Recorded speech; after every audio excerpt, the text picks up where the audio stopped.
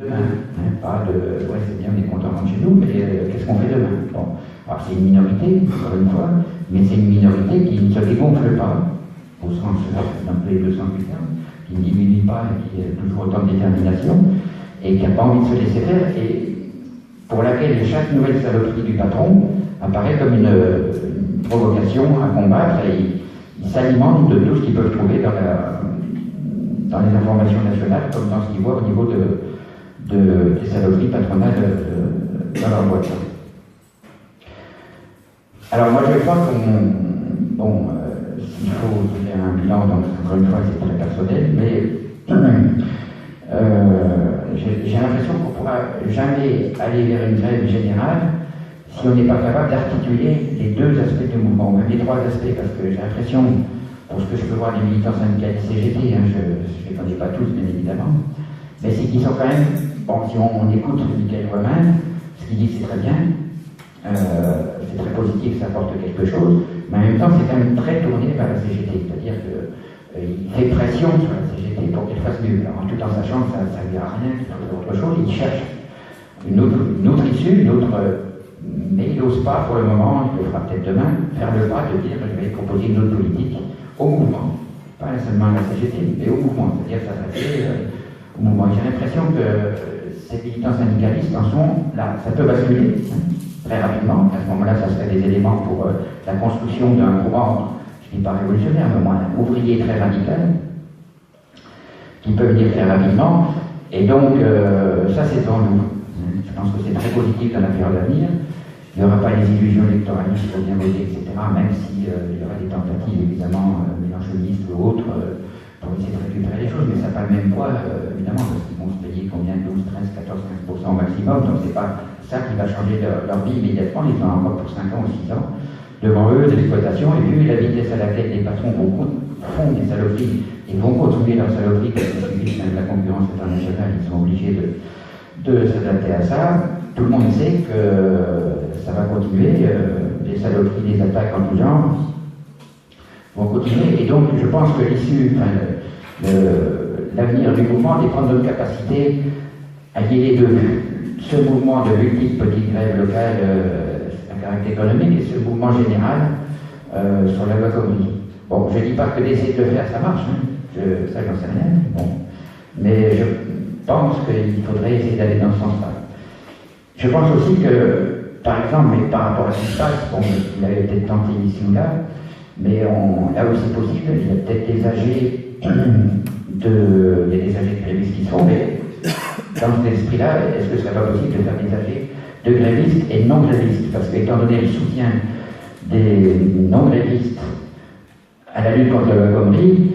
moi je me dis que ça devrait être possible de faire, en utilisant tout ce qu'on peut comme moyen, des réunions, des heures syndicales, des pauses, ou peut-être dans les mouvements, trouver le moyen d'appeler les non-grévistes. Alors pas tous, évidemment, pas les cadres de la direction, mais les salariés non-grévistes qui ont la sympathie pour le mouvement, de s'associer à ce mouvement d'une manière ou l'autre. C'est l'histoire des votations citoyennes qui me fait me dire ça, mais aussi parce que les non-grévistes sont des gens qui ont des familles de grévistes, hein, pour revenir toujours, dans les couples qui travaillent, il y a souvent un couple, un qui travaille chez Peugeot et l'autre qui travaille dans une supérette, un magasin, à l'hôpital, etc. Et certains d'entre eux participent aussi à des mouvements, et donc peut-être qu'il y a des moyens de les attirer dans des assemblées de salariés contre la loi Khomri, pas simplement de grévistes là où il y a des grèves. Peut-être qu'il y aurait moyen aussi de voir si on ne pourrait pas mesurer ce qui a été gagné dans les luttes locales, parce que, bon, je ne suis pas sûr que ce soit plus important que ce qu'il y a auparavant, mais quand même, à l'impression que j'ai, c'est qu'il y en a beaucoup, et que ça pourrait être quand même un appui, montrer comment la loi Khomri, la lutte contre la loi Khomri, apporte des gains, parce qu'il y a des gens qui disent, ben, ça ne sert à rien, on n'arrive pas, ils ne veulent pas, etc. Ben, si, ça a déjà payé, probablement, pour de tas de gens qui s'en servent dans leur lutte et leur combat quotidien.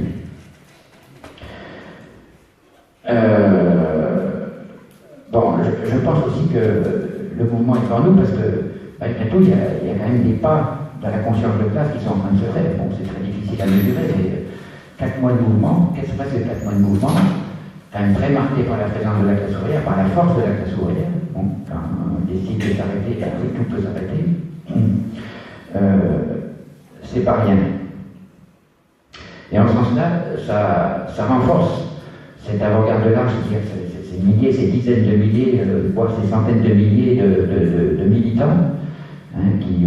se sont éveillés à la vie sociale, au combat social et à la conscience politique, et qui seront demain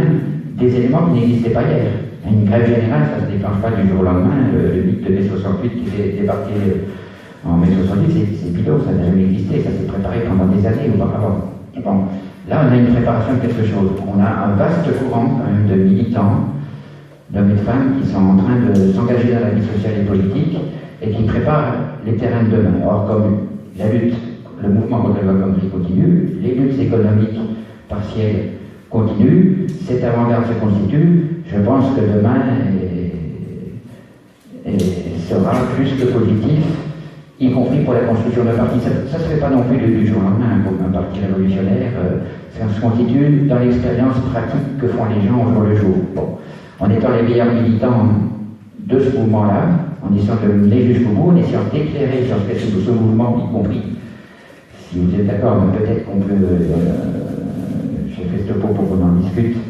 et qu'on en débatte, pour mieux comprendre le mouvement, pour le faire partager aux gens, où ils en sont, où on en est tous, qu'est-ce qu'on pourrait faire de mieux. C'est aussi comme ça qu'on construit un parti révolutionnaire, pas seulement une avant-garde, mais c'est aussi en montrant qu'on est les plus efficaces, pas simplement dans la lutte, parce qu'on est toujours plus en avant, mais aussi dans la compréhension de ce que les gens font eux-mêmes. Voilà.